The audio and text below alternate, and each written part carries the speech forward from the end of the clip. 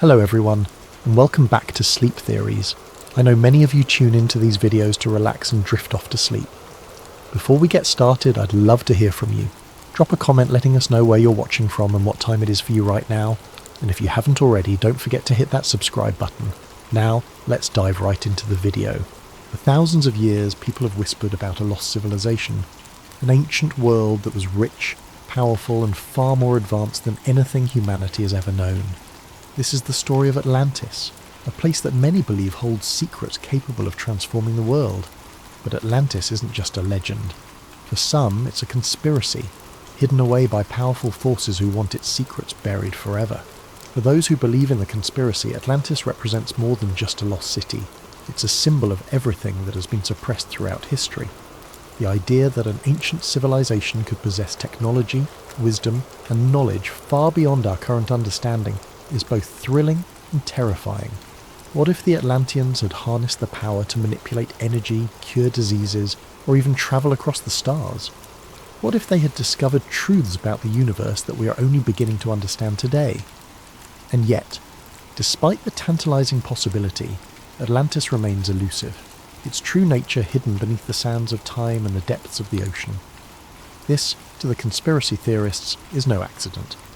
They argue that powerful elites, whether governments, shadow organisations or ancient secret societies, have worked to keep the truth about Atlantis buried, believing that such knowledge could destabilise the world's current power structures.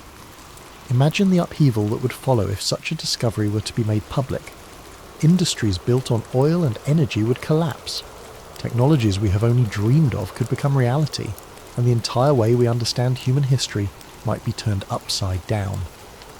The very fact that Atlantis remains unfound only strengthens the belief that these powerful forces are actively suppressing the truth. The story of Atlantis, then, is not just a story of a lost civilization. It is a story of control, of how those who hold power might go to extreme lengths to prevent the masses from uncovering a truth that could change everything. The conspiracy doesn't just suggest that Atlantis was a real place. It proposes that what Atlantis represents is so dangerous, so revolutionary, that it must be kept hidden at all costs. The story of Atlantis begins with the ancient Greek philosopher Plato, who around 360 BC wrote about an extraordinary civilization that existed 9,000 years before his time. In his dialogues, Timaeus and Critias, Plato described Atlantis as a vast island empire beyond the Pillars of Hercules, the area we now know as the Strait of Gibraltar. Atlantis was a civilization with unmatched wealth and power, boasting vast resources, advanced architecture, and knowledge beyond the understanding of other cultures. The Atlanteans, however, grew arrogant and morally corrupt, challenging even the gods. As punishment, the gods supposedly sent a cataclysmic disaster that sank the entire island in a single day and night, taking the city and its secrets with it to the bottom of the ocean. For centuries, many believed Plato's story was merely a legend or an allegory. But over time, Atlantis transformed from a mythical place into a real mystery, captivating explorers, archaeologists, and conspiracy theorists alike. The story grew as new theories surfaced, each claiming Atlantis might not only have been real, but might also hold answers to some of humanity's deepest questions. As explorers searched for Atlantis, they proposed countless possible locations. Some pointed to Santorini, a Greek island that suffered a massive volcanic eruption that wiped out a flourishing civilization around 1600 BC. Others looked to the waters off the coast of Spain, believing underwater structures found there might be remnants of the lost city. There were even more far-flung theories that placed Atlantis in South America, under Antarctica's ice, or in the Sahara Desert, where a strange ring-like structure known as the Richat structure, nicknamed the Eye of the Sahara, resembles Plato's description of concentric rings in the city's design. Beyond the search for a physical location, the mythological aspects of Atlantis have fascinated scholars and storytellers for centuries. In Greek mythology, Atlantis represents more than just a city. It's a symbol of humanity's reach for greatness and the tragic downfall that often accompanies it. Plato's account of Atlantis wasn't just about an advanced civilization. It was a tale of ambition, power, and ultimately, divine retribution. In his dialogues, Plato presents Atlantis as a place blessed by the gods, particularly Poseidon, the god of the sea, According to legend, Poseidon created Atlantis by carving an island for his beloved mortal wife, Cleito. They had 5 sets of twin sons who became the kings of the island, dividing it into 10 distinct kingdoms. The Atlantean kings ruled over the people and were initially just, wise, and aligned with the virtues Poseidon embodied: balance, power, and respect for nature. However, over generations, the Atlanteans began to drift from these virtues, becoming increasingly greedy, corrupt, and hungry for domination. Their once harmonious society fell victim to excess, losing touch with their divine origins. This moral decline is crucial to understanding Atlantis as a myth. The Atlanteans' downfall wasn't merely a result of natural disaster, but was symbolic of divine punishment. In the ancient world, myths often served as warnings, teaching that pride and moral corruption would invite the wrath of the gods. When the Atlanteans turned away from their principles, Zeus, the king of the gods, called a council to punish them for their hubris. In a single day and night, he sent earthquakes and floods that sank the entire civilization beneath the ocean, erasing it as if it had never existed. This mythological element emphasizes the idea that Atlantis represents a golden age of human potential, lost to greed and arrogance, a recurring theme across many ancient tales. Some researchers have even suggested that the story of Atlantis draws from older myths that span multiple cultures. Similar tales of lost cities and sunken lands appear in the lore of other civilizations. The ancient Mesopotamians told the story of a great flood in the Epic of Gilgamesh, which has striking parallels to both the Atlantis myth and the biblical flood in the story of Noah's Ark. In Hindu mythology, there are references to a great ancient city named Dwarka, which was submerged by the sea after a cosmic battle.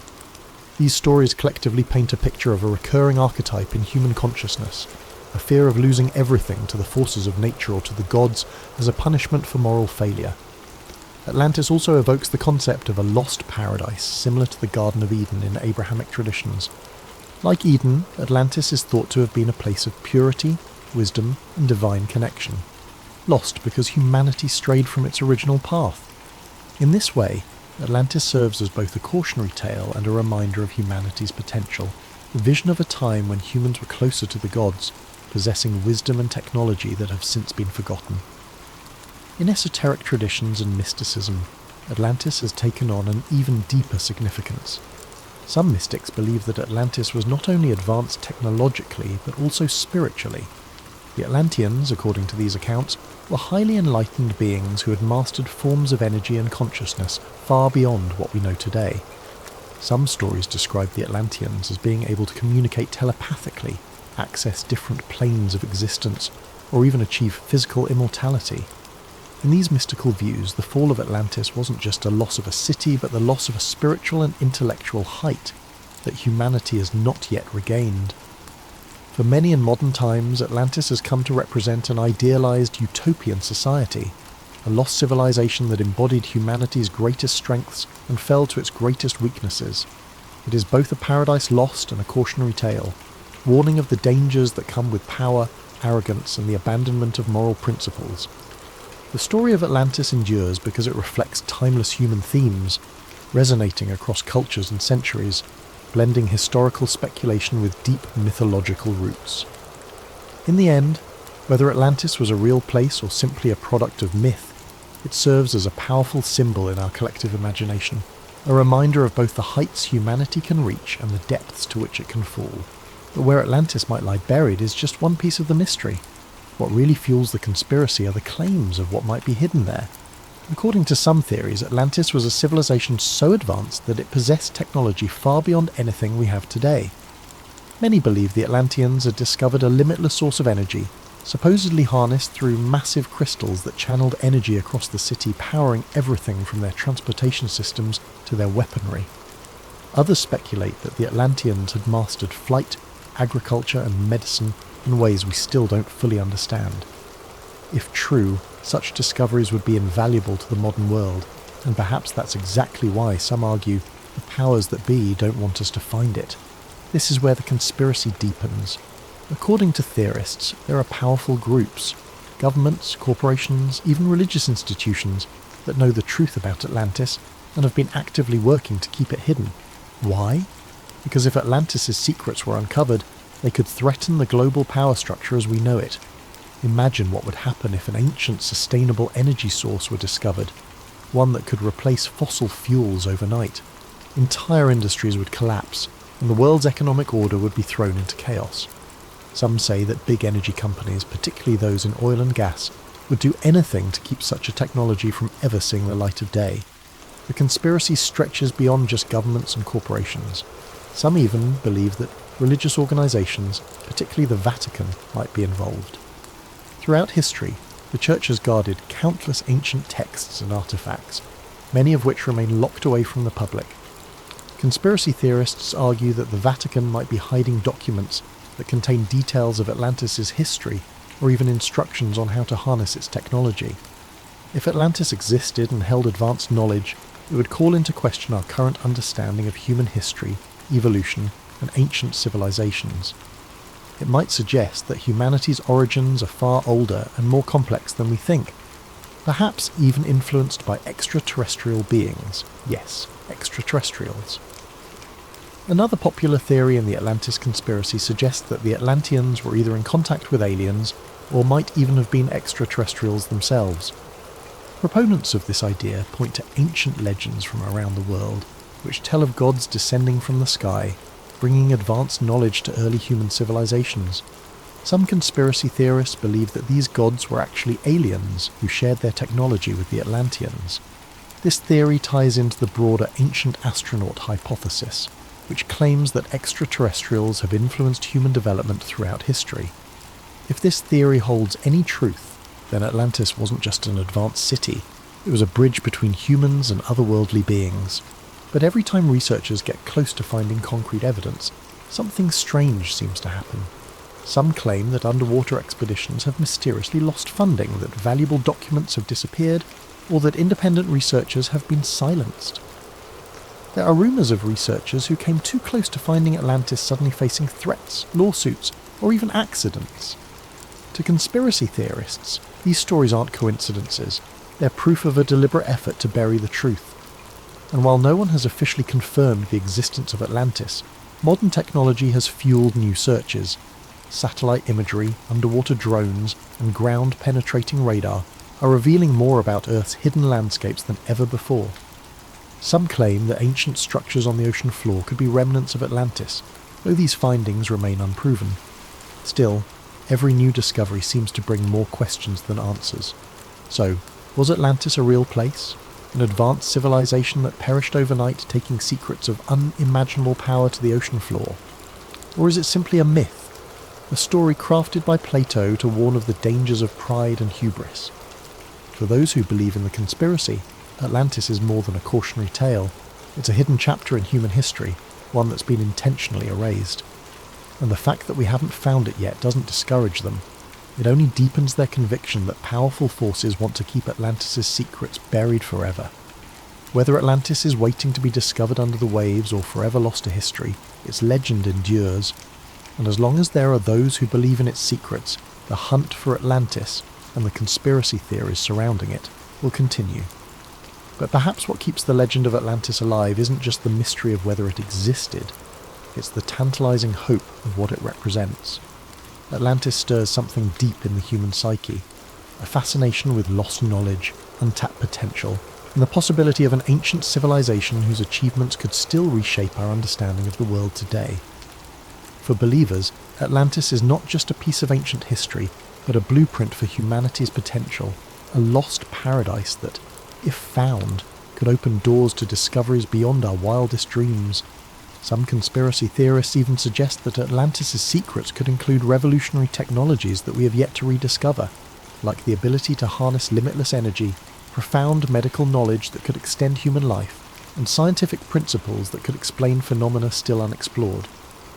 These theories weave Atlantis into modern discussions of everything from quantum mechanics to alternative energy sources, implying that a trove of Atlantean wisdom might lie buried beneath the waves, capable of catapulting humanity into a new golden age.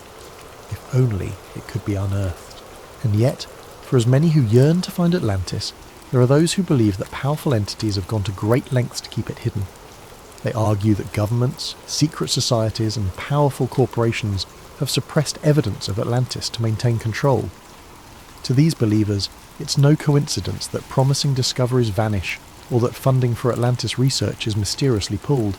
They believe that a world order dependent on fossil fuels, financial hierarchies, and centralized power would have everything to lose if Atlantis, and the technologies it may have possessed, were ever uncovered. Even more mystically inclined theorists claim that Atlantis holds keys to spiritual truths and enlightenment, suggesting that the Atlanteans had access to higher levels of consciousness, or even contact with celestial beings. Some argue that Atlantis was a civilization that bridged humanity and the divine, with its knowledge guiding humans to higher planes of existence, until that knowledge was lost, either through human folly or deliberate erasure. For these believers, rediscovering Atlantis could mean reclaiming a path towards spiritual awakening, allowing humans to reconnect with an ancient divine understanding of the universe and our place within it. So as modern technology improves and underwater exploration pushes into new frontiers, the question remains, will we ever uncover the secrets of Atlantis? Is it possible that sonar scans or satellite imagery might someday reveal a submerged city, finally proving Atlantis was real? Or will it remain forever shrouded in mystery, protected by the ocean's depths and the weight of millennia? Perhaps it's this very elusiveness that keeps Atlantis alive in our imaginations. It's a riddle without an answer, a dream that remains tantalizingly out of reach. And as long as Atlantis remains unfound, its legend will continue to captivate, a story of both human aspiration and the dangers of ambition. So whether or not Atlantis truly lies beneath the waves, one thing is certain: as long as there are those who believe in its secrets, the hunt for Atlantis and the mysteries it promises will never end. Dr. Emily Carter stared out at the vast, unbroken horizon of the Nevada desert. The heat shimmered above the ground, a mirage of distortion that seemed to dance in the distance. She adjusted her sunglasses, her gaze falling on the lone stretch of road ahead, leading toward the infamous Area 51. Her car, a dusty, battered sedan, sputtered under the strain of the desert heat. The engine growled as if it too wanted to stop. Emily's fingers drummed nervously on the steering wheel. She had spent years studying astrophysics, searching the stars for signals of life beyond Earth, but none of her theories had ever pointed her here, to this place, this secretive, isolated base that had fascinated, frustrated and terrified people for decades. Her phone buzzed, breaking her from her thoughts. A text from an unknown number. "It's time. Meet at the usual spot." She took a deep breath, her heart racing. The message was from Marcus Donovan, an agent she had reluctantly agreed to work with after her involvement in a government investigation years ago. He had told her things she could barely grasp, but he had always been cryptic. And now, it seemed, he was asking her to take the final step into the unknown. The rumors about Area 51 ran wild. A secret military base, rumored to house extraterrestrial technology, the remains of alien beings, and research on things far beyond human comprehension. Emily had dismissed most of it as paranoid fiction. Yet here she was, on her way to the heart of the mystery. The car rolled to a halt in front of a weather-beaten wooden shack by the side of the road. There was no sign, no indication of what it was, only a lonely structure that seemed out of place.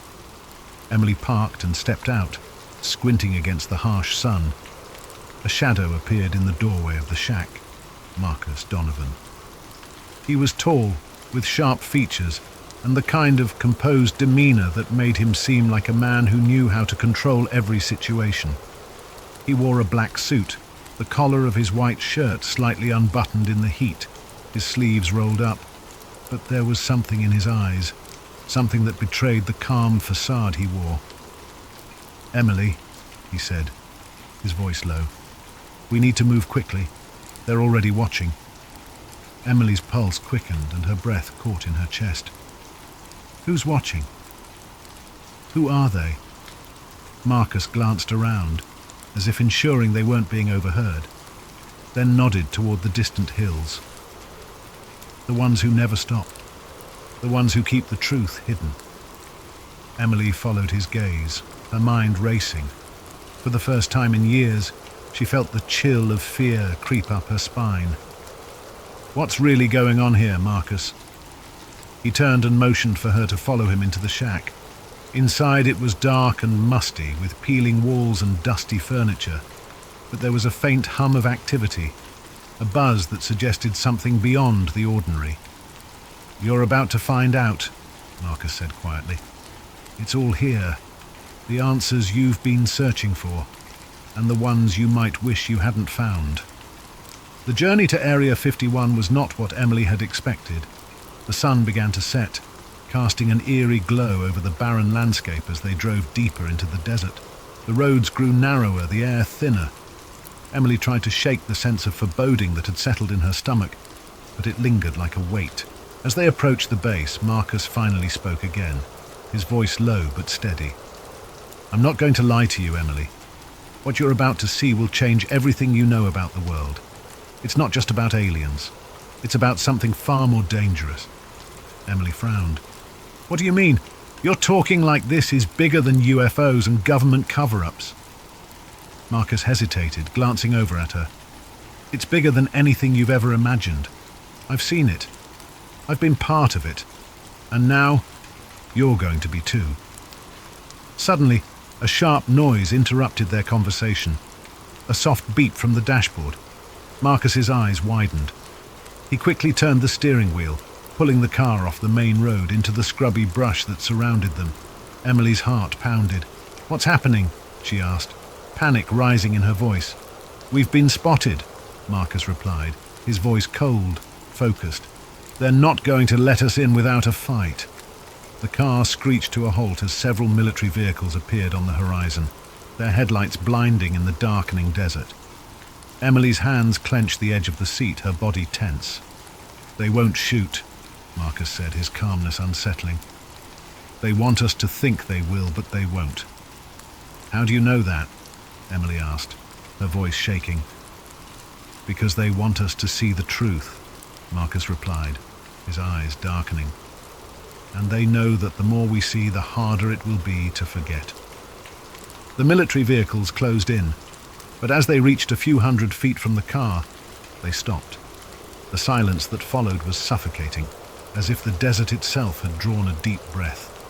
Then a man stepped out of the lead vehicle, a figure clad in black, his face obscured by the shadows of his hat. Marcus turned to Emily, his expression unreadable. "It's time." As they approached the entrance to Area 51, the massive steel gates loomed before them, heavy and impenetrable. Guards stood at attention, their eyes scanning the desert with an eerie precision. But Marcus walked up to the gate without hesitation, his hand raised, signaling for the guards to let them through. Emily hesitated, her mind swirling with disbelief. She had read all the reports, heard the wild stories, but none of it had prepared her for the feeling of stepping into this forbidden zone. "What are we going to see in there?" she whispered. Marcus didn't answer immediately. Instead, he looked at her with a knowing expression. "What you see and what you learn will be more than you can handle, but you have to choose, Emily. If you walk through that door, you can't unsee what's inside." The gate creaked as it slowly swung open, revealing the darkened expanse of Area 51 beyond. The base seemed to stretch out forever, an isolated world tucked away in the heart of the desert. Bright floodlights illuminated the towering structures in the distance, casting long, sharp shadows across the ground. Despite the presence of armed guards and military vehicles, there was an unsettling stillness about the place. Marcus led Emily through the gate without a word, his expression unreadable. As they passed the first checkpoint, Emily's skin prickled. There was something unnervingly quiet about the base. No sounds of machinery, no hum of activity, just an unnatural silence that pressed in on her from all sides. "Where is everyone?" Emily whispered.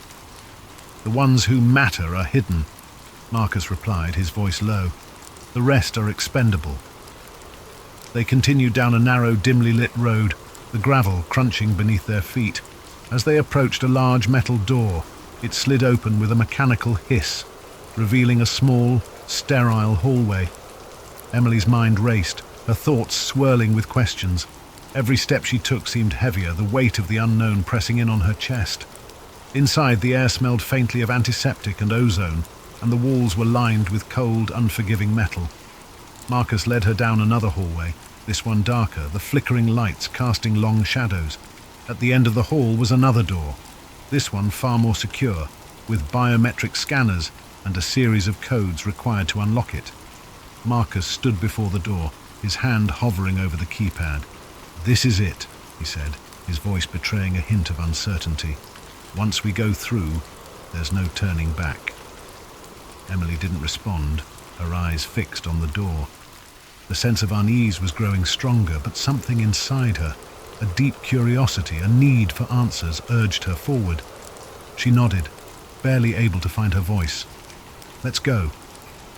The door slid open with a hiss, revealing a vast chamber filled with monitors, blinking lights and rows of sealed containers. At the far end of the room stood a large observation window, behind which a figure moved, shadowed and indistinct. "What is this place?" Emily asked, her voice barely above a whisper. "This is where it all began," Marcus replied, his tone somber. "This is where they study the things they don't want you to know." As they walked deeper into the room, Emily noticed the sealed containers, large, cylindrical, and ominously marked with strange symbols. Some were cracked open, revealing objects that seemed out of place, pieces of metal, crystalline structures, and devices that defied explanation. She couldn't make sense of it all, her scientific mind struggling to comprehend what her eyes were seeing. "This is..." She swallowed hard. "This is impossible." Marcus stopped in front of one of the containers, his expression hardening. "That's what they want you to believe." Emily stepped closer, peering through the glass. Inside was a fragment of what looked like a craft, something clearly not of earthly origin. It was smooth and metallic, with an intricate, almost organic design. Her heart raced as she took in the sight. "What is that? Is that an alien ship?" Marcus nodded. "It's one of the many things we've recovered over the years. We've learned a lot from it. Too much, in fact, but not everything." Emily's eyes darted from one container to the next, her breath quickening. There were dozens of them, each holding something different. A piece of a body, a fragment of a ship, strange artifacts she couldn't begin to understand. But the one thing that stood out above all the others was the object in the center of the room. It was a cube. The cube was encased in a transparent, airtight chamber, the surface of it glowing faintly with an otherworldly light. It seemed to hum, sending vibrations through the air. Emily felt an inexplicable pull toward it, a sense of wonder and dread intertwined. "Is that..." She couldn't finish the question. "That's the key," Marcus said, his voice quiet. "The one thing that can change everything." Emily stepped closer to the cube, her fingers itching to reach out, to touch it. But something stopped her. An unspoken warning in the air, a sense that even standing this close to it was dangerous. "What does it do?" Emily asked, her voice barely above a whisper. Marcus didn't answer immediately. Instead, he looked at her with a mixture of admiration and regret. "It's not something you can just understand. It's not from our world. It doesn't obey our laws of physics or logic. It communicates in ways we can't explain." Emily's eyes widened. "Communicates?" Marcus nodded. "It has a consciousness of its own. At least we think it does. We've been studying it for years, trying to unlock its secrets. But every time we get closer, the consequences get worse." "Consequences?"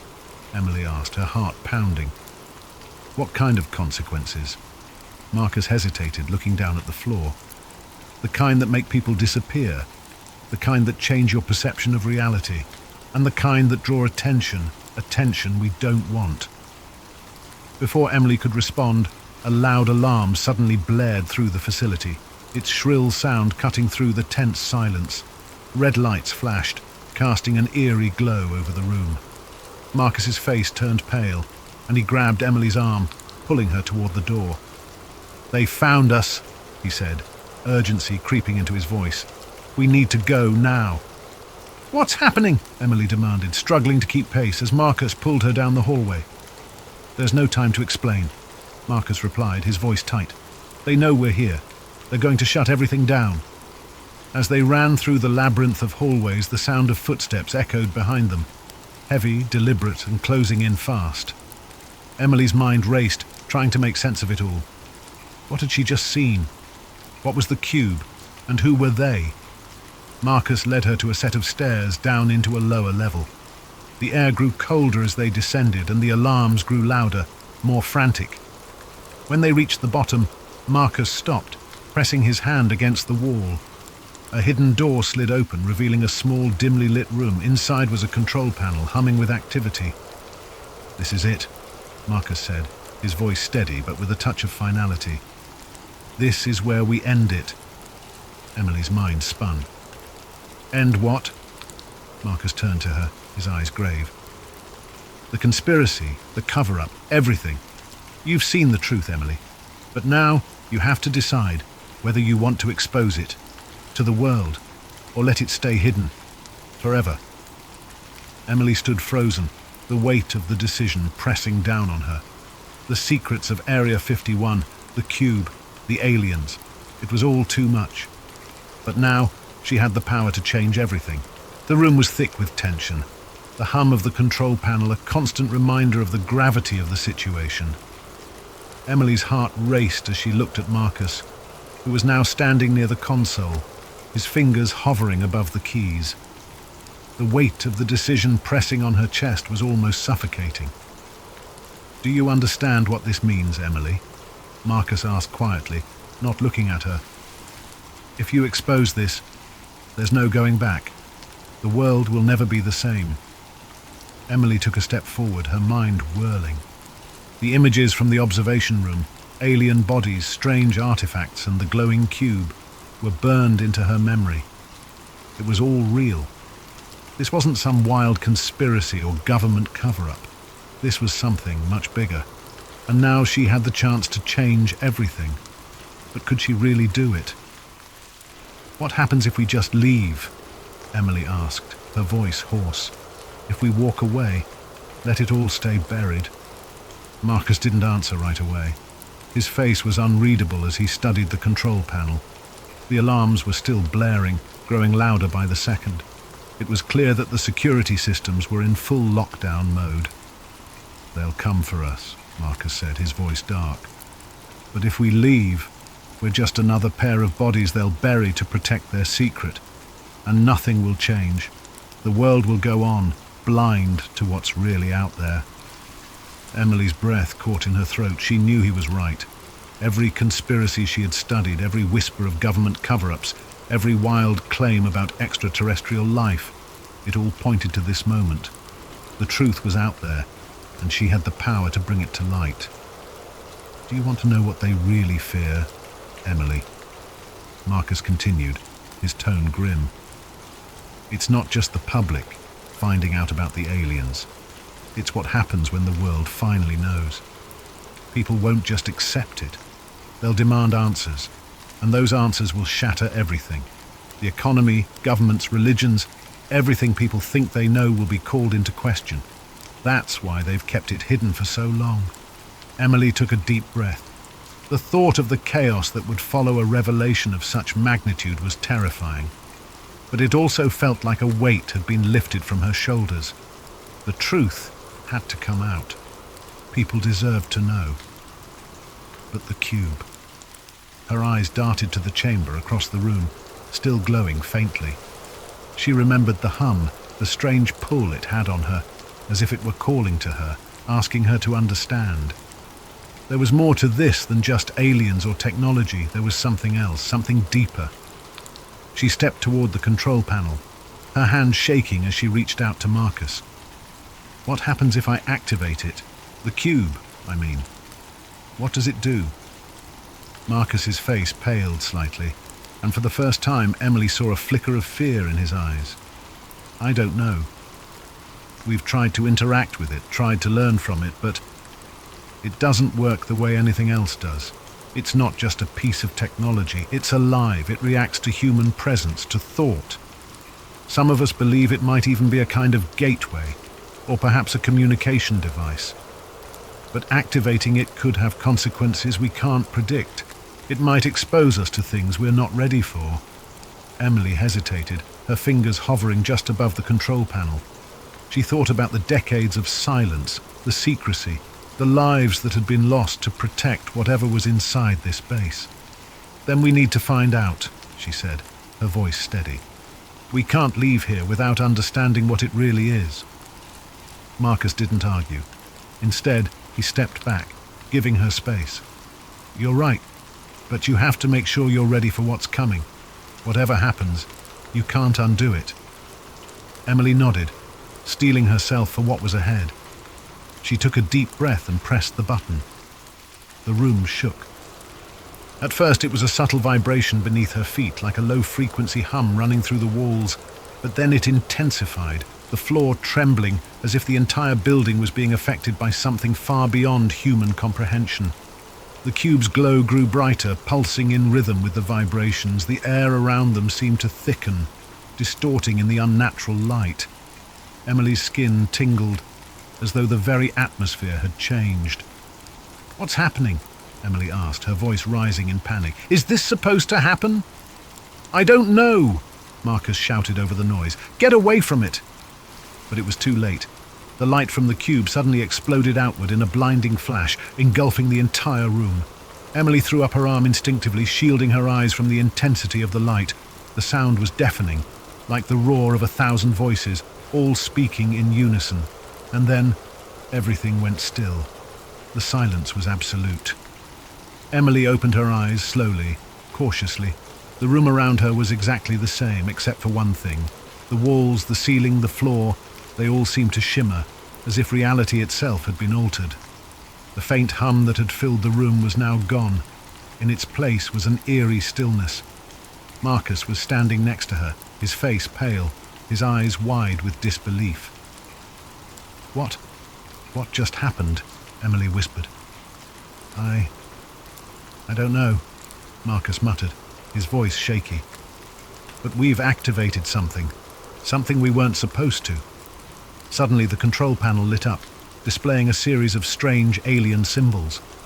The screen flickered as though something was trying to communicate with them, something beyond human understanding. Marcus took a step back, his face hardening. "This isn't good. We need to leave. Now." Before they could react, the door to the room slammed open and armed guards rushed in, their weapons raised. They were followed by several men in suits, high-ranking officials from the government. "Dr. Carter," one of the suited men said, his voice cold, his face expressionless. "We were hoping you'd cooperate, but it seems you've already made your choice." Emily's heart sank. She had hoped they might still have a chance to control the situation, to get the truth out to the world. But now, it was clear that there would be no easy way out. "You'll come with us," the man continued, his voice turning icy. "You've seen too much, and now you'll never leave."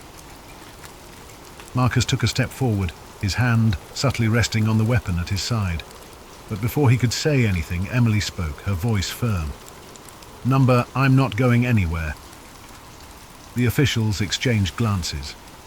There was a shift in the air, a palpable tension that hung over the room. Emily didn't know what they would do next, but she knew one thing.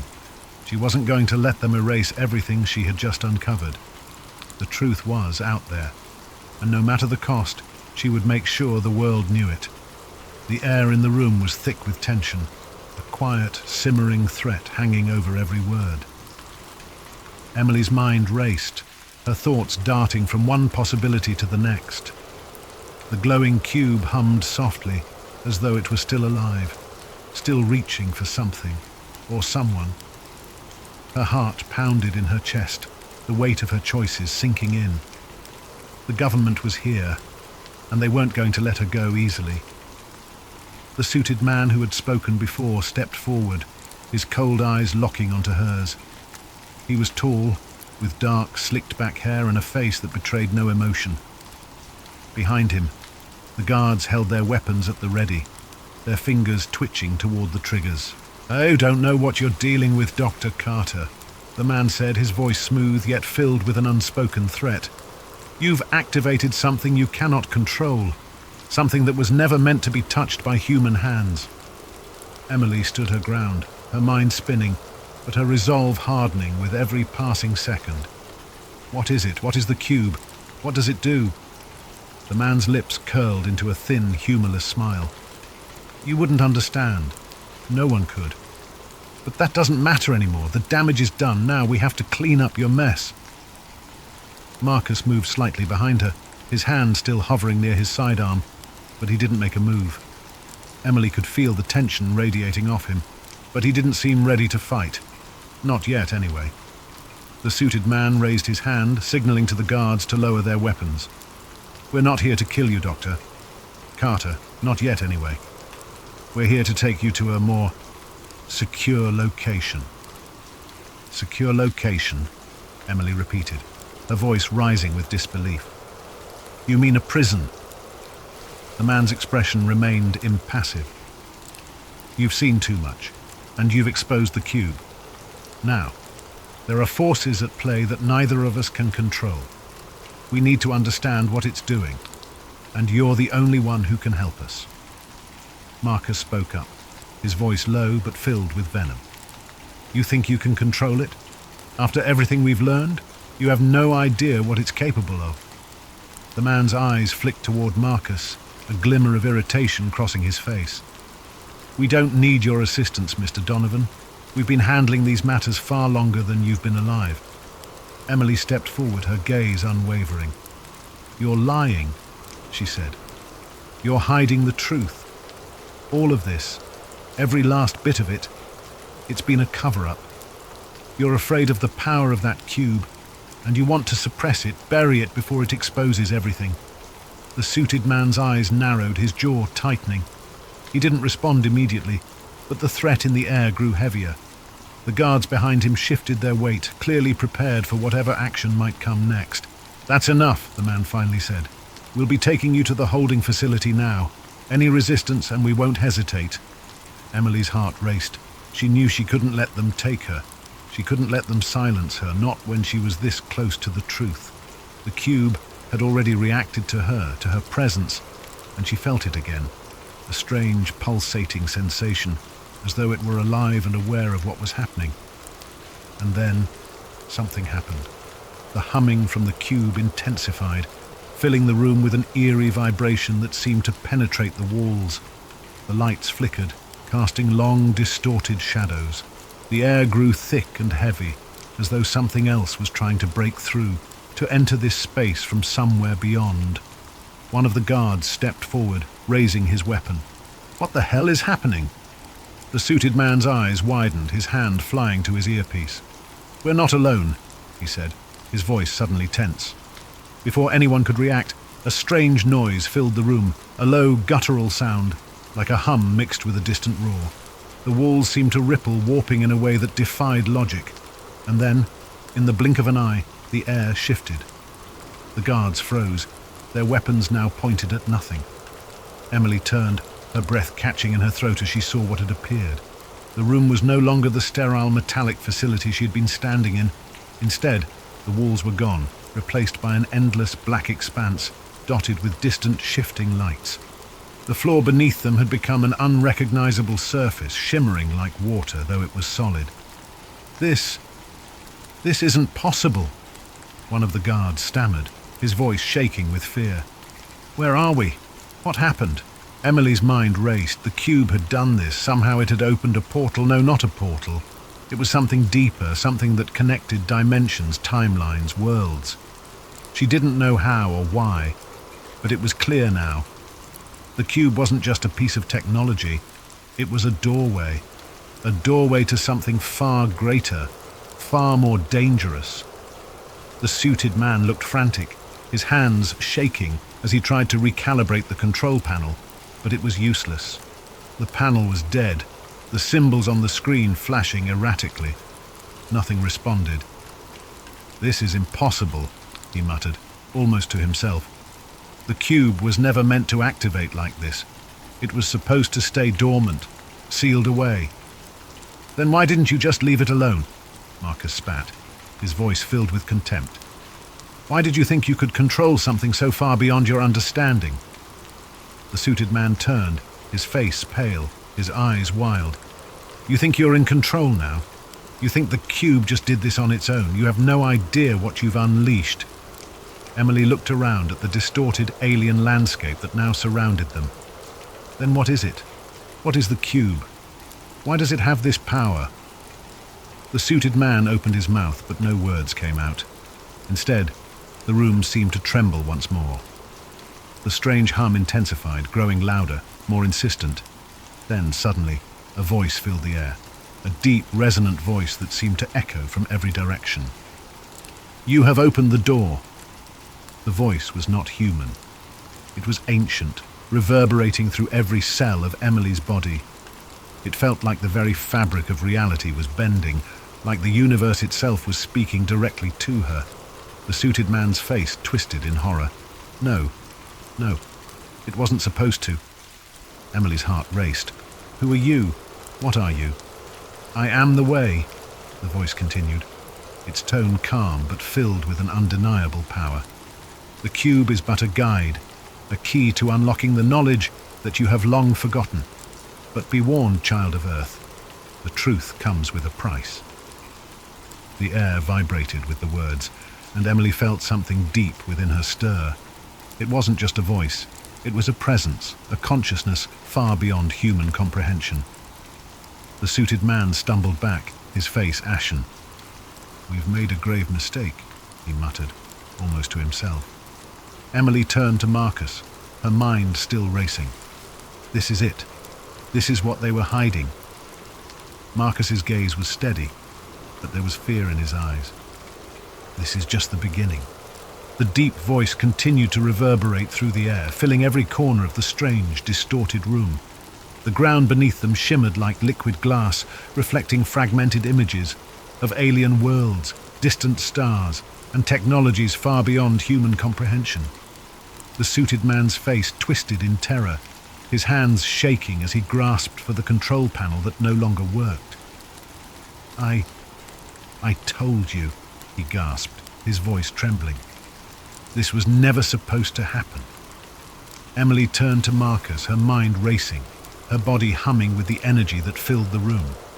The cube, now pulsating at the center of it all, had opened a doorway to something incomprehensible, a force that none of them were prepared for. But now the truth was undeniable.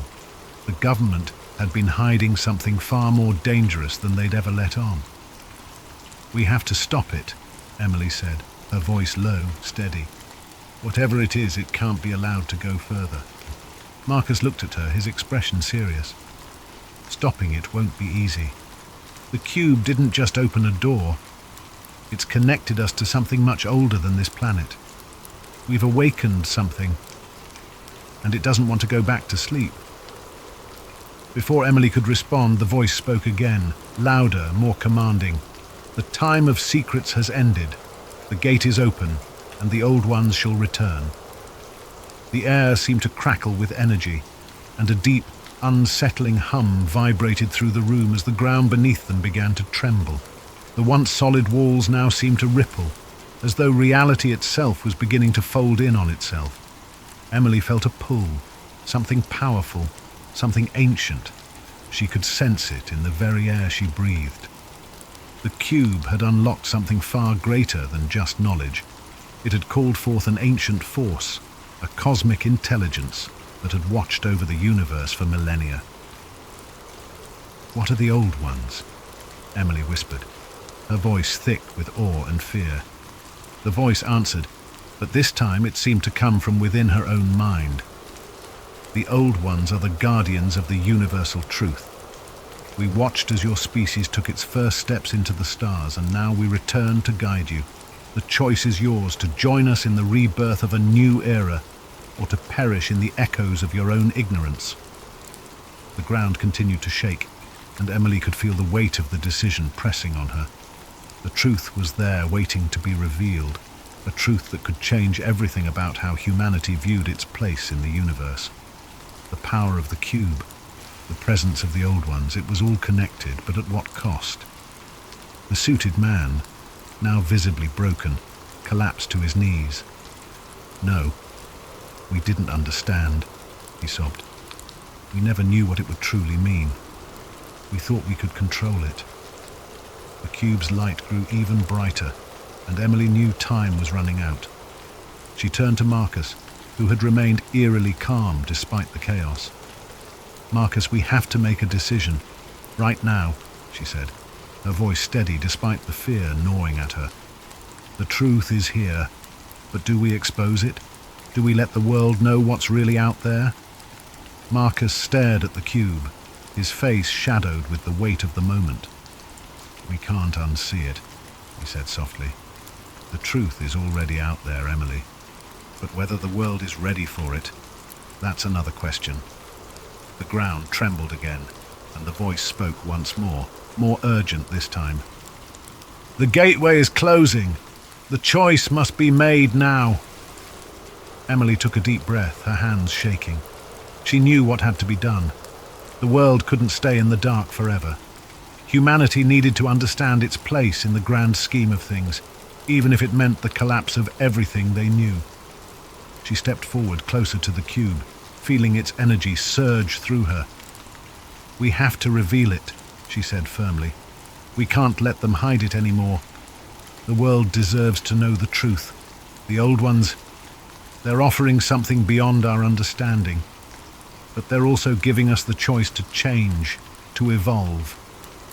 She turned toward the suited man, who was still kneeling on the ground, his face filled with desperation. "You have to help us," she said. "The world is about to change, and you can't stop it. All you can do now is help us share it." The man looked up, his face filled with a mixture of fear, regret, and awe. He knew the truth now, and there was no turning back. But as Emily moved to activate the final sequence, the cube pulsed once more, its energy crackling violently. She hesitated, sensing something was wrong. A loud, screeching noise filled the room, followed by a flash of light that blinded them all.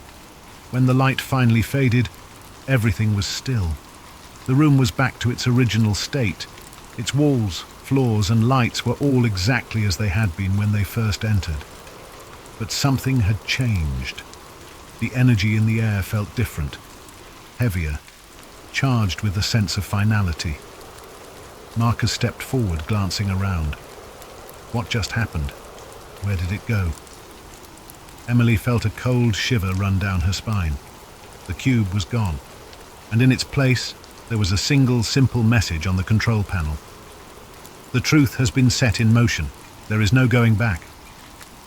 The voice of the old ones had fallen silent, but its presence still lingered in the air, as though they were watching, waiting.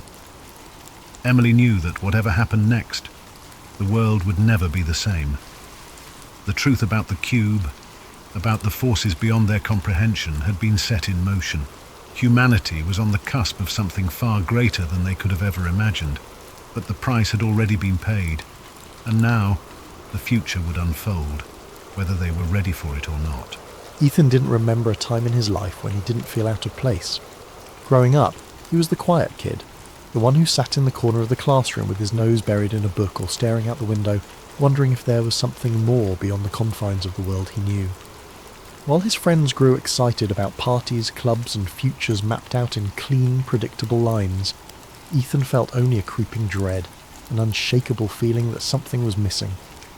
He'd often felt like he was standing at the edge of something vast, a place beyond his understanding, and he'd wondered if he might accidentally stumble into it one day. His life had been ordinary, perhaps too ordinary, and sometimes he thought that was the scariest thing of all. He spent most of his free time chasing stories and curiosities, unexplained mysteries, urban legends, and tales of things that couldn't be. The Backrooms was one of his favourites. He first read about it on a forum late one night, an innocuous post titled, "If you're not careful, you might slip between the cracks in the water into the back rooms." The premise was simple, terrifying. The back rooms were a hidden dimension, an endless maze of empty, yellowed rooms, a place you could fall into if you weren't careful, disappearing from the world as you knew it. The idea left him with a chill that lingered long after he'd closed his laptop. To some part of Ethan, the back rooms didn't just sound like a horror story. They sounded like something real, a hidden layer of reality lurking just beneath the surface, waiting for the right or wrong person to find it. He even dreamed about it sometimes. His curiosity deepened into a quiet obsession, and he'd spend hours researching theories, reading accounts from people who claimed to have seen glimpses of it or felt its strange pull in the periphery of their lives. This fascination made him feel alive, but it also made him reckless. He began to wonder what it would feel like to slip between the cracks himself, to see if a place like the back rooms could really exist. He'd explore abandoned buildings on weekends, walk the quiet, empty halls of his university late at night, always searching for something just out of reach. It became his ritual, a strange comfort that filled the gap he couldn't explain, that constant need to find something beyond the mundane. It was a normal Thursday afternoon, and Ethan was on his way home from a late night of studying in the library. He was tired, his head aching from hours of staring at his laptop screen. His thoughts were muddled as he waited for the elevator to take him down to the parking lot. When the doors finally slid open, he stepped inside, pressed the button for the ground floor and closed his eyes, leaning against the wall for a moment. That was when it happened. With a sharp jolt, the elevator stopped, sending a shock through Ethan's body and jolting him upright. He opened his eyes, blinking in confusion, but there were no lights, no numbers indicating what floor he was on. Only a dim, sickly yellow glow filtered through the tiny window in the elevator door. Confused, he pressed the door open button, hoping to see something familiar. The doors shuddered open with a creak, revealing a room, not the parking lot, not even the dimly lit hallway of his university building. Just an empty room with faded, peeling wallpaper and harsh fluorescent lights buzzing overhead. Ethan hesitated, peering out into the strange expanse. The wallpaper was an ugly, sickly yellow, dotted with tiny, unrecognisable stains, and the floor was covered in cheap industrial-grade carpet that looked damp in places. The hum of the lights seemed louder out here, a grating drone that wormed its way into his skull. He felt his stomach churn, a deep primal unease settling over him. Taking a deep breath, he stepped out of the elevator. The doors closed behind him with a loud clang, but when he turned around, the elevator was gone. Nothing but an empty wall stood where it had been.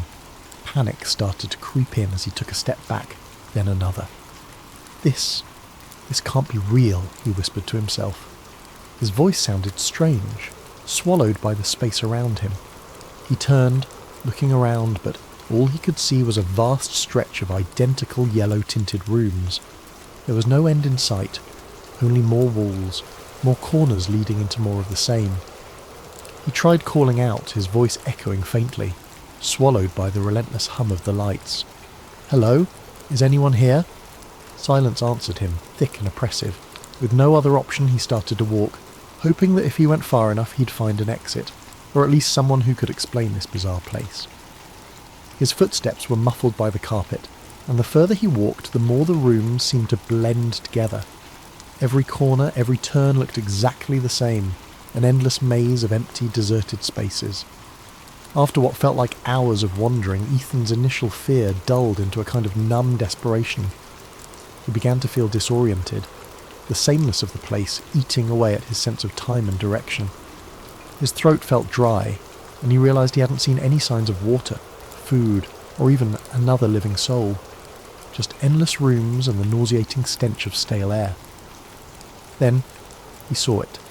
A shadow, flickering just beyond the edge of his vision, barely noticeable against the yellow walls. He froze, his heart pounding. The shadow was moving.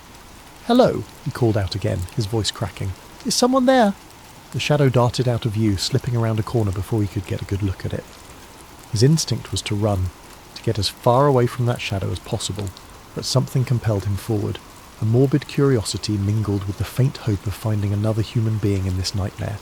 He crept forward, rounding the corner, but the shadow was gone. He continued down the hallway, the humming lights above creating a strange hypnotic rhythm that made his thoughts feel hazy and slow. Just as he was about to turn back, he heard a sound. It was faint, almost like a soft shuffling, as if something was dragging across the carpet. He held his breath, his heart hammering as he strained to hear. The sound grew louder, closer, until he could make out a strange, uneven rhythm, as though whatever was moving didn't have the same number of limbs as he did. He turned to face the direction of the noise, his eyes wide with terror. Emerging from around a corner was a figure, tall and impossibly thin, with limbs that seemed too long, too stretched, as though they'd been pulled like taffy.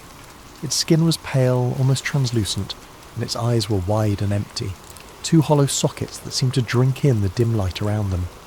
Its mouth stretched into a grotesque, gaping grin, filled with rows of needle-like teeth. Ethan stumbled back, his hand flying to his mouth to stifle a scream. The creature tilted its head, studying him with an unnervingly calm curiosity, as if it were examining a particularly interesting bug. Then, slowly, it began to move forward, each step deliberate and unnatural, its joints bending at impossible angles. Paralysed by fear, Ethan's mind screamed at him to run, but his legs felt like lead. The creature was only a few feet away now, its twisted form looming over him, filling the space with an overwhelming sense of dread. Finally, his survival instincts kicked in, and he spun on his heel, sprinting back the way he'd come. He could hear it behind him, that terrible shuffling sound as it followed, closing in with an eerie persistence. His breath came in ragged gasps, his heart pounding so loudly it nearly drowned out the hum of the lights. He took random turns, ducking through rooms and around corners, hoping to throw it off his trail, but no matter how far he ran, he could still feel its presence lurking just out of sight. As he rounded another corner, he stumbled into a different room. This one was larger than the others, with a ceiling that seemed to stretch up impossibly high, vanishing into darkness. In the centre of the room was a single decrepit armchair, facing away from him. He was too tired to question it, his legs shaking as he collapsed against the wall, breathing heavily. For a moment he allowed himself to hope that he had finally lost the creature. But then a voice, a low, raspy whisper, filled the room, coming from somewhere near the armchair. "Why, did you come here?" Ethan's heart skipped a beat. The voice was quiet, almost gentle, but there was something sinister lurking beneath it, a malevolent edge that made his skin crawl. I don't know how I got here," he managed to stammer, his voice barely a whisper. The armchair creaked, as if someone was shifting in it, though he still couldn't see who or what was sitting there. "No one comes here by accident," the voice replied, a hint of amusement in its tone. "You wanted to be here. You're one of us now." Ethan shook his head, panic rising in his throat. "I don't belong here. I didn't mean to come here." The chair creaked again, and Ethan could feel the thing in it watching him, though he couldn't see its face. The oppressive silence seemed to press in on him, as if the walls themselves were leaning closer, eager to hear what he had to say. "You belong here now," the voice continued, a strange warmth in its tone, like a parent soothing the frightened child. "The back rooms have chosen you. There's no way out." As the words sank in, Ethan felt a cold, hollow emptiness fill his chest. He wanted to scream, to run, but he was too exhausted, too drained by the endless maze of rooms and the oppressive hum of the lights. He sank to his knees, his mind racing, searching for some semblance of hope, some way to escape this nightmare. But deep down, he knew the truth. There was no way out. The back rooms were endless, a labyrinth of yellow walls and flickering lights, stretching on forever, trapping him in their suffocating embrace. The thing in the armchair chuckled softly, a sound that echoed off the walls, filling the room with a dark, mocking joy. "Welcome home, Ethan," it whispered.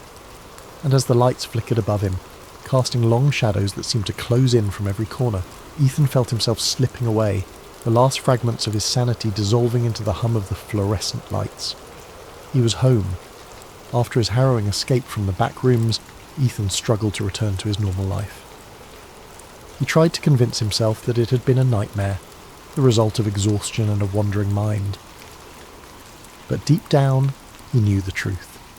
He'd been there, in that endless maze of yellow rooms, the echoing hum of fluorescent lights buzzing in his ears, the creature with the impossibly long limbs hunting him through every corner and corridor. He'd only narrowly escaped, stumbling back through an elevator that had seemed to appear out of nowhere and waking up in the real world as though nothing had happened. Weeks passed, but the back rooms haunted him. He saw glimpses of it in reflections, in dark corners, even in the university hallways that had once seemed so ordinary. He developed a hyper-awareness. a dread that every corner he turned would lead him back into that yellow, buzzing nightmare. His friends noticed his anxiety, his sleeplessness, but he couldn't bring himself to tell anyone. How could he explain something so surreal, something he could hardly believe himself? He was sure it would get better with time, but his dreams betrayed him. Almost every night he would return to the back rooms in his sleep. He would wander through its endless corridors, its stale, musty air thickening with every breath. No matter how he tried to direct his dream, no matter how aware he became, he was always drawn deeper into the maze. And in every dream the creature was there, lurking in the shadows, watching him with those empty eyes, that horrible grin. One night Ethan jolted awake, sweat pouring down his face, the hum of the fluorescent lights still ringing in his ears. His pulse pounded as he sat in the darkness of his room, clutching his bedsheets. It was a nightmare, just a nightmare, he told himself over and over.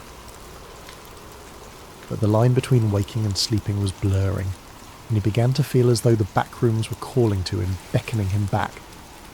Despite his growing fear, something within him stirred, a curiosity, or perhaps a sick obsession. The fear of returning to the back rooms was tempered by an undeniable pull, a whisper that told him he hadn't yet seen everything there. He was certain it would swallow him whole if he went back, but some part of him felt he had to know the truth of what lay beyond those endless yellow rooms. The uncertainty gnawed at him, tugging at the back of his mind until he could think of little else. One Friday night, after another sleepless week, he gave in. It was as though he were possessed, acting on some deep unspoken impulse. He found himself back in the library, a little past midnight, with nothing but the quiet hum of the building to keep him company. He rode the same elevator he'd taken the last time, pressing the ground floor button, feeling the jolt as the elevator began its descent. But this time, there was no jolt to stop him. The elevator smoothly reached the ground floor, and the doors slid open to reveal the quiet university lobby. Disappointed and relieved in equal measure, he let out a shaky laugh. He'd been foolish, he thought, to believe the back rooms could be summoned by something so simple. As he stepped out of the elevator, he froze. The lobby looked different. The lights were dimmer, the walls slightly yellowed, and an odd damp smell hung in the air. Slowly, his heart sinking, he turned to look behind him. The elevator doors were still open, but there was no lobby beyond them. Only the familiar yellow-tinted wallpaper, the buzz of the fluorescent lights, and that endless carpeted expanse stretching into oblivion. Ethan felt a wave of nausea wash over him. He was back. Taking a deep breath, he steeled himself. This time, he wouldn't panic. He would stay calm, map out a path, and find his way out. He'd done it once, and he could do it again. But as he started to walk, he noticed subtle differences. The rooms felt darker, the smell stronger, almost like mildew mixed with something metallic.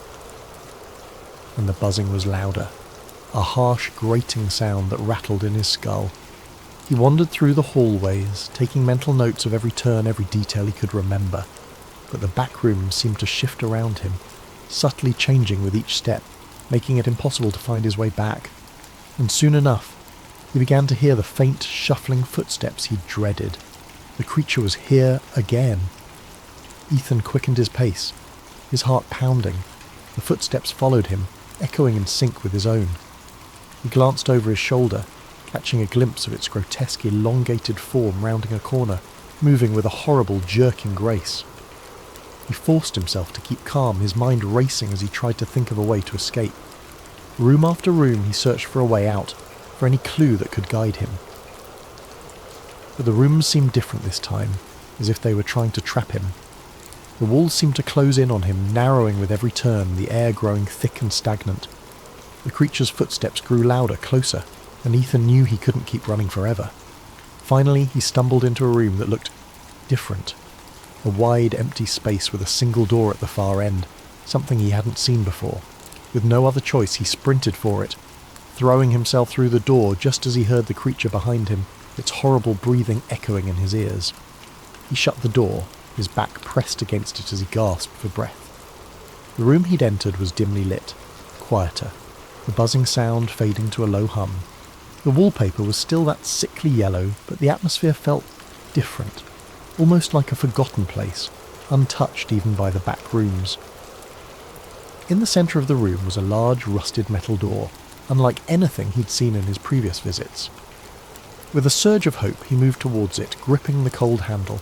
He pulled and the door swung open, revealing a dark, narrow passage. He didn't hesitate. He stepped inside, the door closing with a heavy thud behind him.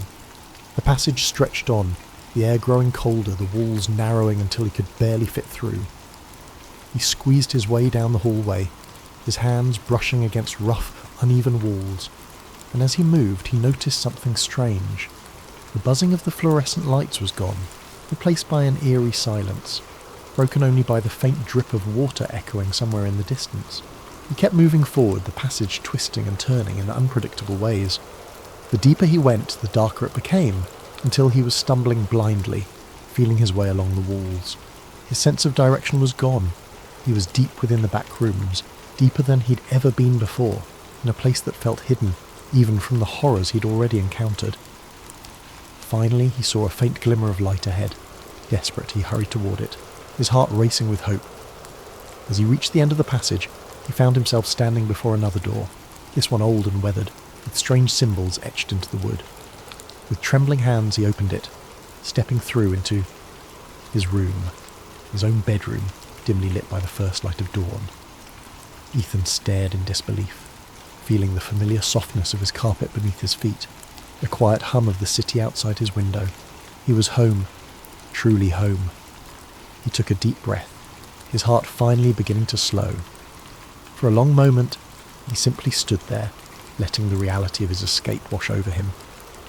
The back rooms had let him go. Somehow, he'd finally escaped.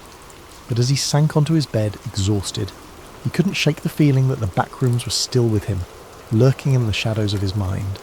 The buzzing of the fluorescent lights, the stale smell, the creature's hollow eyes, all of it haunted him, a presence he could feel even in the safety of his room. And then he realised with a shiver that the room felt colder than usual. A subtle, creeping chill filled the air, seeping through the walls, brushing against his skin like fingers trailing ice. His breath fogged in the dim light, something that had never happened before in his cosy apartment. It was as though the warmth and safety he'd known here had been drained, replaced with the oppressive, stagnant atmosphere he'd left behind. Ethan sat up, glancing around. Everything looked normal. The posters on his walls, his desk cluttered with notes, the blanket he'd thrown carelessly to the side. But the silence was deafening. Outside his window, the familiar city sounds were gone, replaced by a dead, heavy stillness. He reached for his phone to check the time, but the screen remained blank, lifeless. His heart began to race as he tapped the screen over and over, but the device was unresponsive, a dark mirror reflecting his own fearful expression. Slowly he became aware of a faint, almost imperceptible sound, a noise he'd tried so hard to forget. The low, ominous hum of fluorescent lights.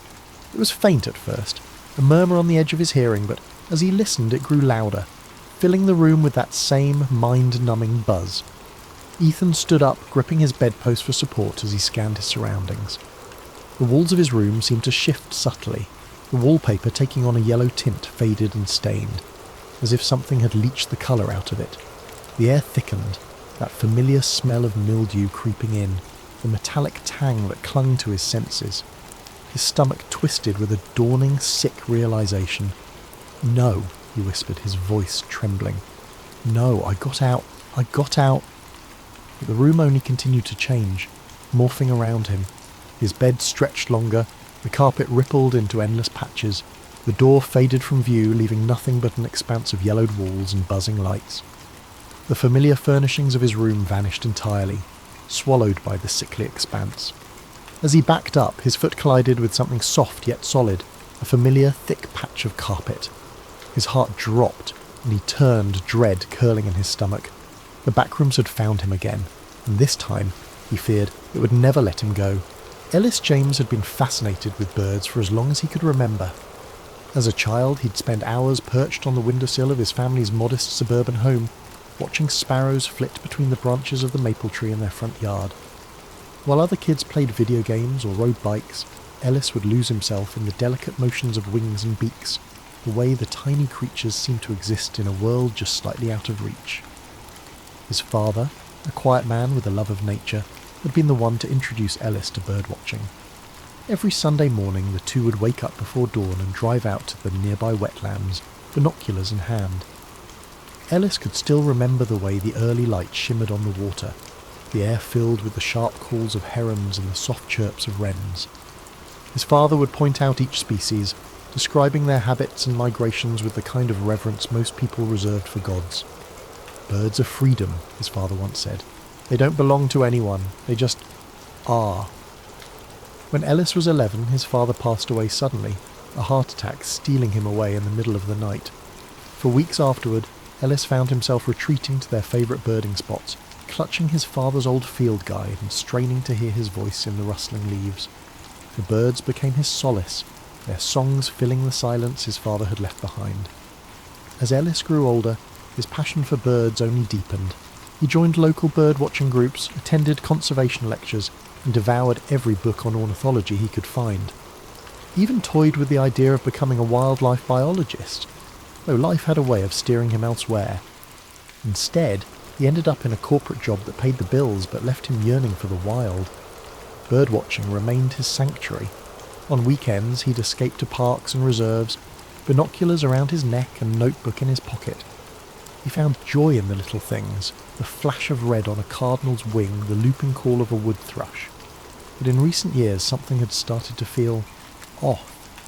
The birds seemed fewer, their songs quieter. Some of his favourite species hadn't shown up in the usual places, and he'd begun to notice strange patterns in their behaviour. He dismissed it at first, blaming climate change or urban expansion. Then came the conspiracy theory. At first, Ellis laughed it off like everyone else. Birds aren't real? Absurd. But the more he heard about it, the more it gnawed at him. The internet was flooded with memes and evidence. Everything from grainy videos of pigeons moving robotically to supposed whistleblowers claiming to have worked on secret avian surveillance projects. Ellis didn't want to believe it. Birds had been his constant, his connection to his father and to a world beyond human constraints. The idea that they could be something artificial, something controlled, was unthinkable. But all that changed the day he found the pigeon. But lately there was a shadow over his passion. The internet had exploded with a bizarre conspiracy theory. Birds aren't real. According to its adherents, the creatures he loved so much were government surveillance drones in disguise. It started as a joke, but over time more people seemed to believe it, or at least play along. Ellis hated it. He hated how people mocked his beloved pastime, how his social media feeds were flooded with memes of pigeons charging on power lines and seagulls with Wi-Fi signals. "You're chasing robots," his co-workers teased. He ignored them, as always, until the day he found the pigeon. It was a crisp autumn morning, and Ellis had set out early to his favourite park. The air was cool, and the trees were ablaze with reds and yellows. He was watching a flock of starlings dart across the sky, and something on the ground caught his eye. A bird, twitching unnaturally. Ellis crouched beside it. The pigeon's left wing was bent at an odd angle, and its head lolled slightly to the side. He reached out, murmuring softly, "Easy, little one. Let me help." But as his fingers brushed its feathers, something strange happened. The feathers felt wrong, too smooth, too uniform. And when he pressed slightly, a panel on the pigeon's chest popped open, revealing a mess of tiny wires and blinking lights. Ellis jerked back, heart pounding. For a long moment he just stared at the creature. No, the thing. It wasn't alive. It wasn't even close. "What the—" he whispered, his voice lost in the rustling of leaves. The pigeon twitched again, and a tinny voice crackled from within it. "Unit 472 compromised. Dispatch retrieval team." Ellis scrambled to his feet, scanning the park. No one else was around. His mind raced. Was this some kind of prank? A toy? He picked up the bird, a robot, and shoved it into his backpack. He needed answers. His first thought was to take the mechanical pigeon to his friend Tara, a tech-savvy hacker who had a knack for dismantling gadgets. Tara lived in a cramped apartment filled with glowing monitors and half-built drones. When Ellis dumped the pigeon on her workbench, she raised an eyebrow. "What is this? Some kind of art project?" she asked, poking at the bird. "No," Ellis said, still breathless. "I found it in the park. It's not a bird, Tara.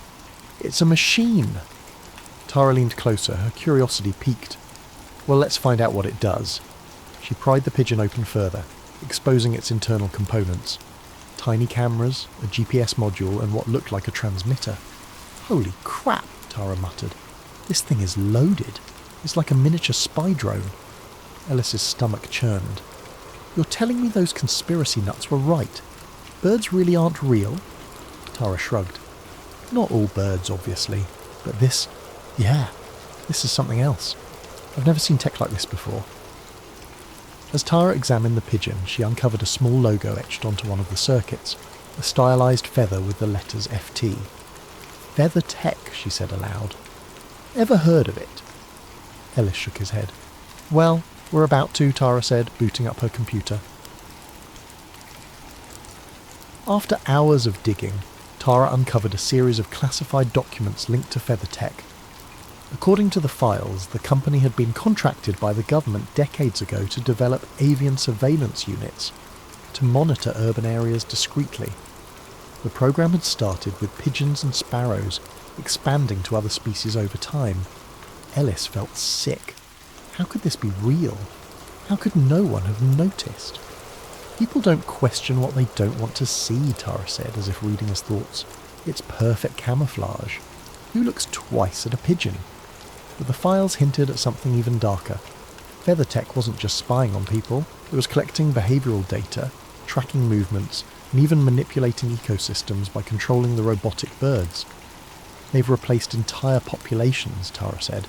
"I mean, there are still real birds out there, but not as many as you think.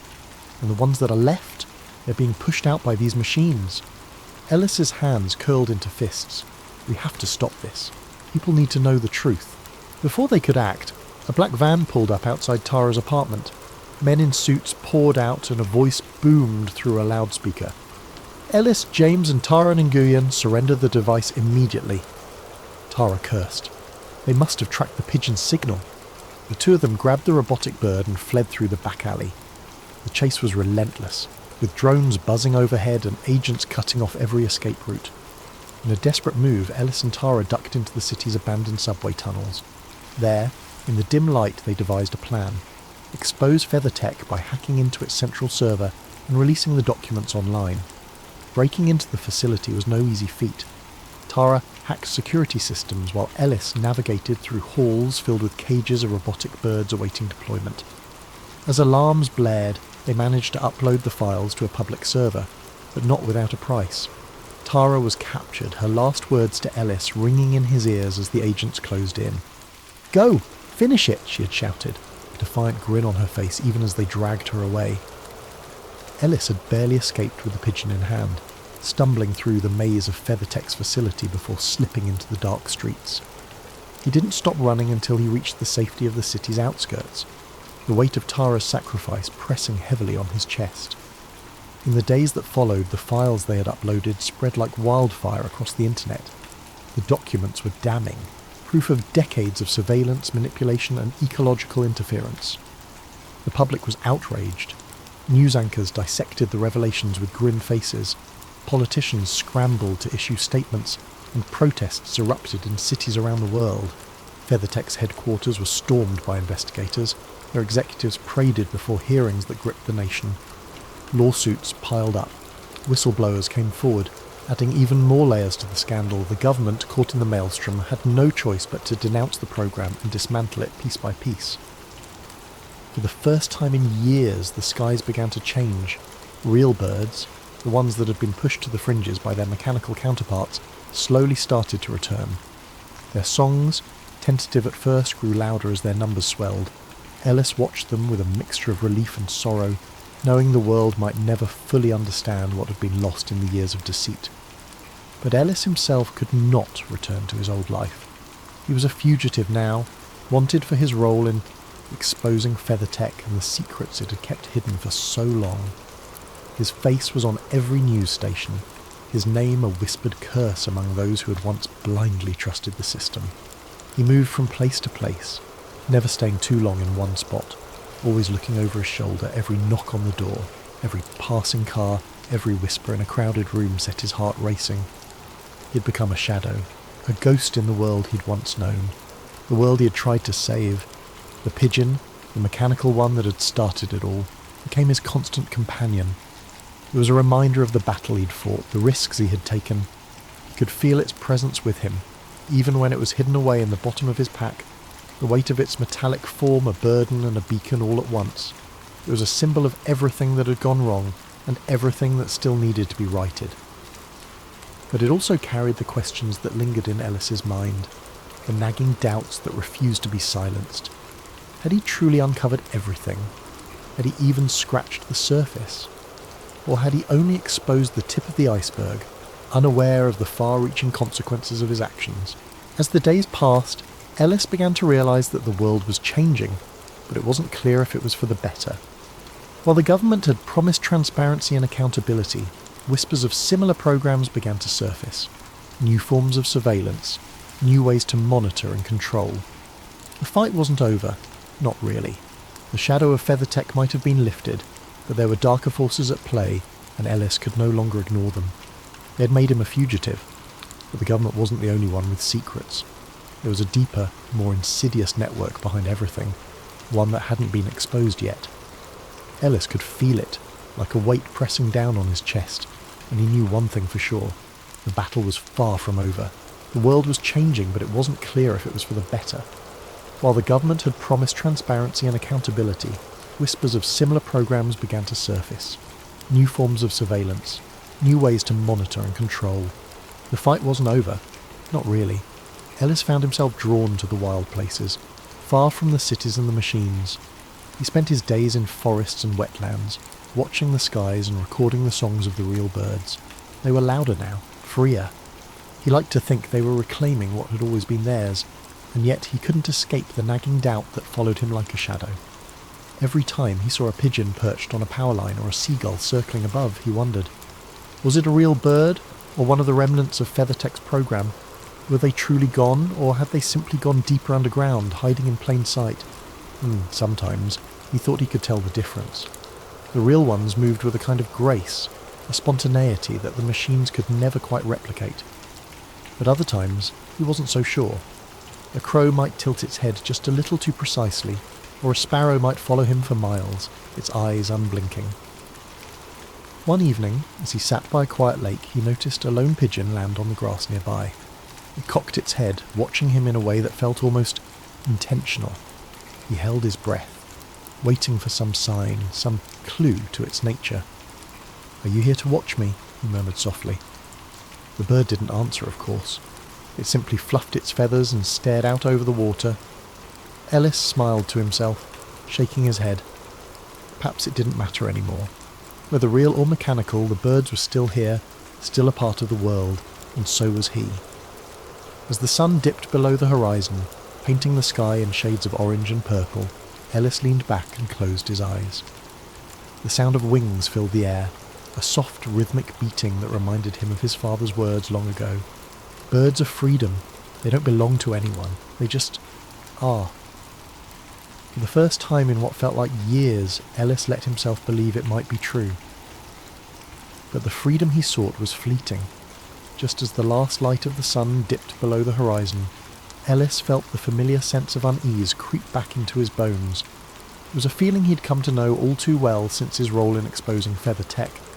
The government hadn't just let go of its control. The disappearance of the program had been a smokescreen, a way to divert public outrage while they secretly recalibrated. Ellis had uncovered the conspiracy, but in doing so, he had also made himself the target. And now they were hunting him, more determined than ever. The first sign came just days after that quiet night by the lake. Ellis had decided to stay in a small cabin in the mountains, isolated from the world. He had hoped the distance would offer some protection, a brief respite from the ever-growing paranoia.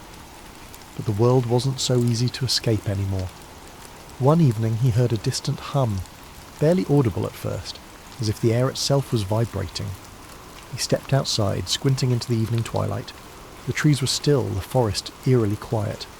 But there it was, a small drone no larger than a sparrow, hovering just above the tree line. It didn't seem to notice him at first, but once it did, it darted off into the distance. Ellis's heart pounded. They were here. They knew where he was, and they weren't going to stop. He spent the next few days moving from one remote location to another, always looking over his shoulder. At times he thought he could hear the mechanical hum of a drone, so faint it might have been his imagination, but deep down he knew they were watching him. The more he moved, the more it became clear. The government hadn't just abandoned their bird surveillance program, they'd refined it. What had once been a fleet of robotic pigeons meant to infiltrate the skies had now evolved into a far more insidious network.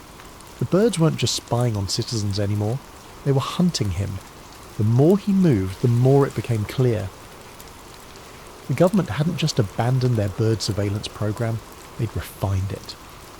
What had once been a fleet of robotic pigeons meant to infiltrate the skies had now evolved into a far more insidious network. The birds weren't just spying on citizens anymore, they were hunting him. It wasn't just a matter of tracking movements or recording conversations.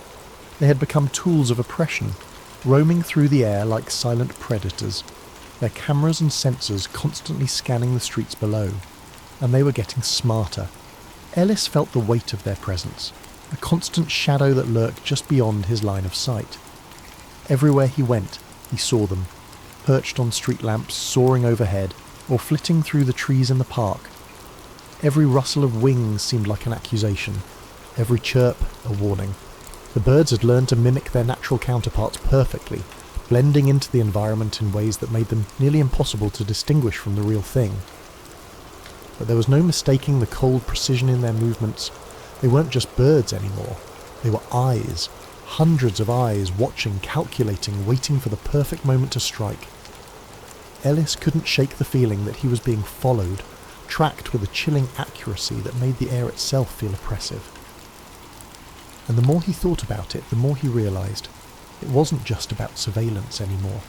The network was evolving, adapting, and the birds themselves were becoming the enforcers of a new, unseen order. They were everywhere, all-seeing and all-knowing, a living net that encircled the world. It was only a matter of time before they found him. He couldn't afford to stay in one place for long.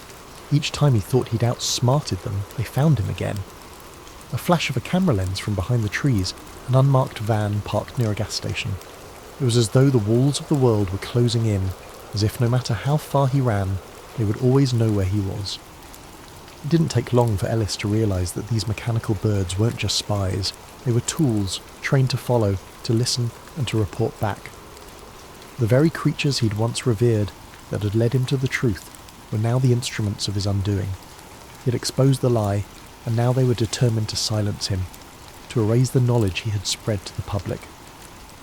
One night, while camping in a remote valley, Ellis heard the unmistakable sound of rustling in the trees. He froze, his breath catching in his throat. The forest was unnervingly still, too still. Then he saw it, the silhouette of a bird almost too perfectly outlined in the moonlight, hovering just above the tree line. He knew instantly that it wasn't a real bird, it was one of them. Without hesitation, Ellis grabbed his gear and ran into the trees, the hum of the drone behind him growing louder with every step. He darted between the trees, desperately trying to evade the mechanical pursuit. The pursuit wasn't just relentless, it was precise. Every move he made, the birds seemed to anticipate, always a step ahead. In his frantic escape, Ellis realised the horrifying truth. There was no longer any escape. The government wasn't just trying to catch him. They were using the very creatures he had once fought for to track him down. The birds, once symbols of freedom, had become his jailers. What had started as an insidious surveillance program had now morphed into a living, breathing trap. They were everywhere. The chirp of a sparrow, the flap of a raven's wings. It was all part of the net closing in around him. No matter where he ran, the mechanical birds were always a few steps behind, always watching, always listening. His every move was known before he made it. It didn't matter how deep into the wilderness he ventured, how many back roads he took, or how far he tried to hide. They were part of the landscape now, part of the world he had once cherished. The birds, once free, had been turned into hunters, and he was their prey. The forest no longer felt like a refuge. It felt like a cage with no doors. Ellis's breath came in shallow gasps as he pushed his body harder, moving through the trees like a shadow. There was no shadow that could escape the eyes above him. There was no place that could offer him true anonymity. As he sprinted through the underbrush, he could feel the eyes of the world on him, the watchful gaze of those feathered jailers who had no compassion, no empathy, no sense of right or wrong. They simply followed orders, and those orders were to find him, no matter the cost. As he ran through the forest, he caught a glimpse of another bird in the sky, its sleek mechanical body glinting under the moonlight. This time, he didn't stop to wonder if it was real or not. It didn't matter. The fight for freedom had taken on a new form, and Ellis was no longer the one watching from the sidelines. He was the one being watched. Ellis had always believed that birds were free, that they belonged to no one, that they simply were. But now, as the night closed in around him, he understood that the birds were only free until someone decided to take that freedom away. And as he raced through the forest, evading the ever-watchful eyes of his mechanical pursuers, Ellis realised that the battle wasn't just for the skies, it was for his life. And the cost of that freedom would be higher than he could have ever imagined.